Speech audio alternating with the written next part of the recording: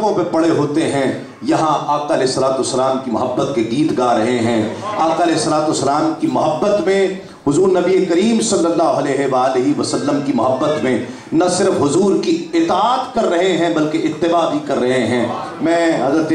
قبلہ پیر نقیب الرحمان صاحب دامت برکاتہم العالیہ سے گزارش کروں گا کہ آپ اپنے ملفوظات سے ہمیں نوازیں، محبتوں سے ہمیں نوازیں، اور نہ صرف یہاں نوازیں، میں ایک بار پھر آپ سے گزارش کرنا چاہتا ہوں آپ سب کے بیہاف پر کہ جب قیامت کا دن آئے تو جس طرح آپ یہاں شفقت فرماتے ہیں، ہم سے قیامت کے دن بھی شفقت فرمائیے۔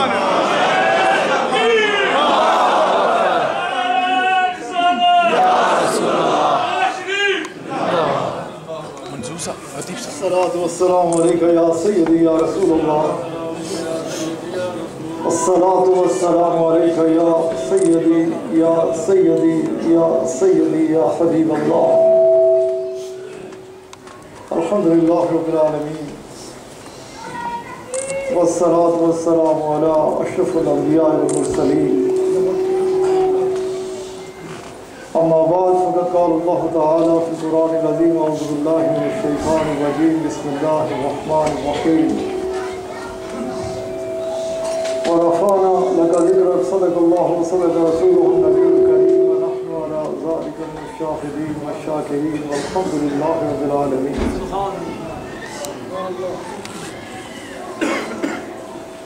تمام تعریف اللہ وحدہ لا شریک کے لیے،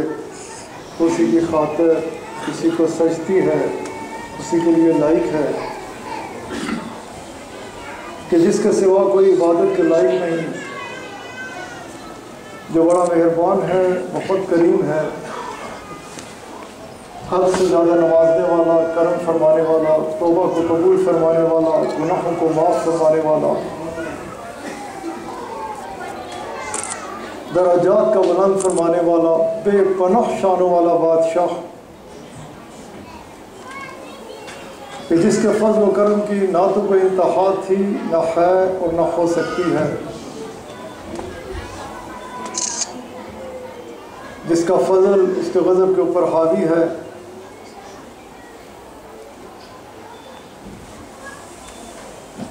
اور کس انداز سے حاوی ہے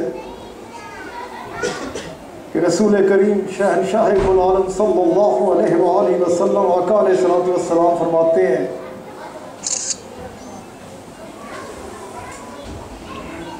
کہ میرا رب اس قدر کرم فرمانے والا ہے، ایسا مہربان ہے، ایسا احسان فرمانے والا ہے کہ اگر کسی سے کوئی کوتاہی ہو جائے، کوئی لرزش ہو جائے، اپنی جان پر ظلم کر بیٹھے اور پھر اسے احساس ہو ندامت کا، شرمندگی ہو کہ میرے سے یہ کیا ہو گیا، میں کیا کر بیٹھا، آپ صلی اللہ علیہ وآلہ وسلم آقا علیہ الصلوۃ والسلام فرماتے ہیں اور پھر اسی شرمندگی میں اس کی آنکھ میں آنسو آ جائے، اور رسول اللہ صلی اللہ علیہ وآلہ وسلم آقا علیہ الصلوۃ والسلام نے اپنی انگلی مبارک اور انگوٹھے مبارک کو ایسے لیا، داڑھی مبارک کے گال مبارک کے اس حصے پہ جہاں سے داڑھی مبارک شروع ہوتی ہے اور دوسرا آنکھ مبارک کے یہاں رکھا، اور رسول اللہ صلی اللہ علیہ وآلہ وسلم آقا علیہ الصلوۃ والسلام فرماتے ہیں کہ وہ آنسو اس مجرم کی جس سے کوئی غلطی ہو گئی، کوتاہی ہو گئی، کوئی لرزش ہو گئی، کوئی گناہ کر بیٹھا اور ندامت محسوس ہوئی، شرمندگی میں، اللہ کے خوف میں آنسو اکٹھا ہوا اور ادھر سے لڑکا، آپ فرماتے ہیں اس جگہ سے اس جگہ تک کا وہ آنسو فاصلہ بعد میں طے کرتا ہے، میرا رب اس کے گناہ کو پہلے معاف کرتا ہے۔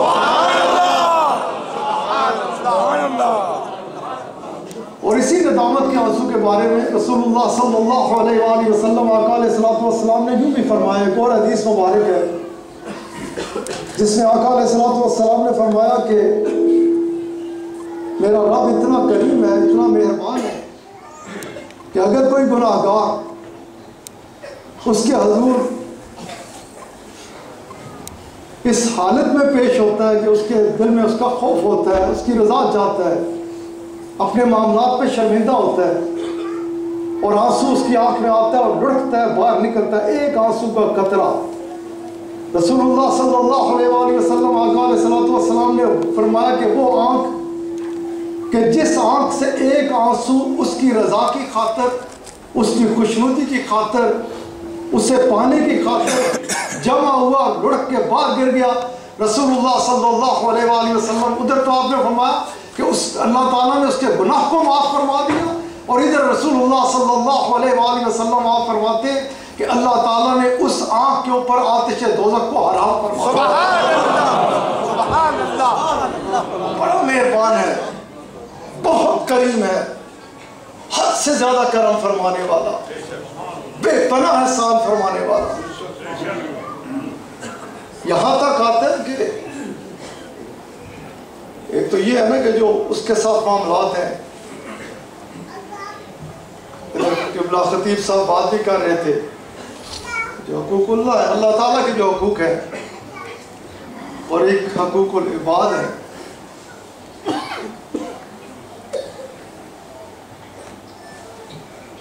ایک شخص، ایک ظالم اور ایک مظلوم اس کے حضور حاضر ہے،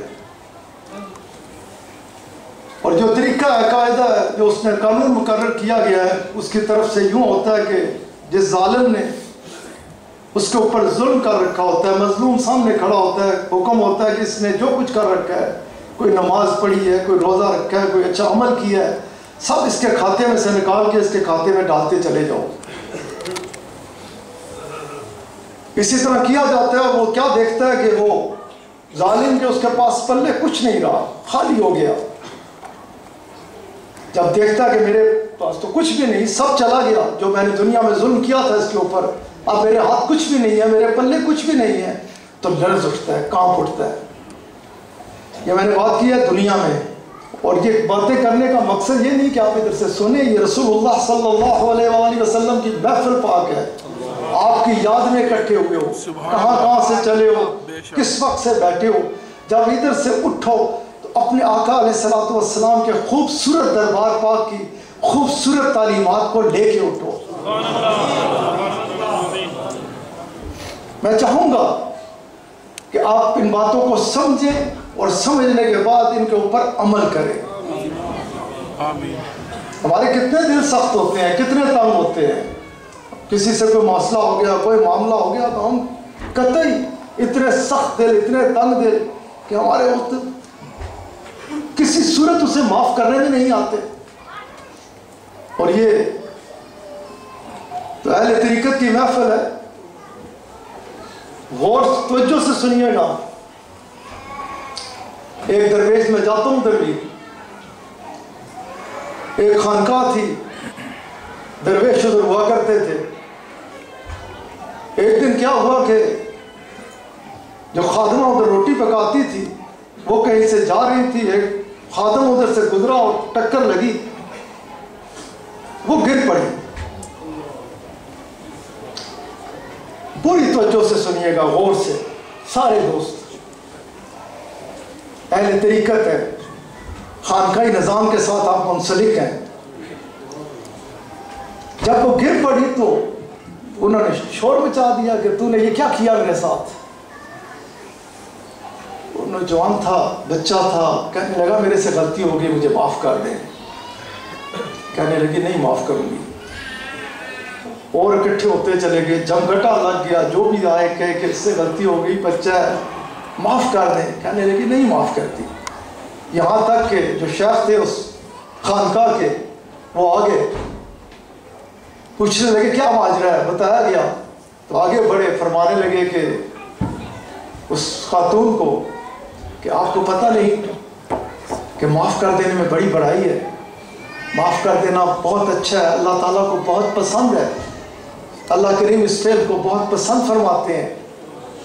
اس کے نزدیک یہ بڑی پسندیدہ بات ہے، اسے راضی کرنے کا یہ بہترین ذریعہ ہے کہ معاف کرو کسی کو، وہ تمہیں معاف کرے گا۔ خاتون کہنے لگی اچھا یہ معاملہ ہے، آپ نے یہ کہا کہ اس کو یہ پسند ہے کہ معاف کرو، وہ مانگے معاف کرتا ہے، وہ کرم فرماتا ہے، اسے پسند کرتا ہے۔ میں اسے معاف کرنے کو تیار ہوں، لیکن میرے ساتھ ایک وعدہ کر لیجیے، ایک وعدہ میرے ساتھ کیجیے، میں ابھی معاف کر دیتی ہوں۔ فرمانے لگے پوچھ کیا وعدہ لینا چاہتی ہے؟ عرض کرنے لگی میرے ساتھ آج وعدہ کریں کہ جتنے آپ کے برید ہیں نا، جتنے اہل طریقت ہیں، کسی سے کتنی بڑی سے بڑی کوتاہی ہوگی آپ اسے معاف کر دیں گے، آپ اس کے ساتھ ناراض نہیں ہوں گے۔ کدھر سے بات لے کے کدھر چلی گئی؟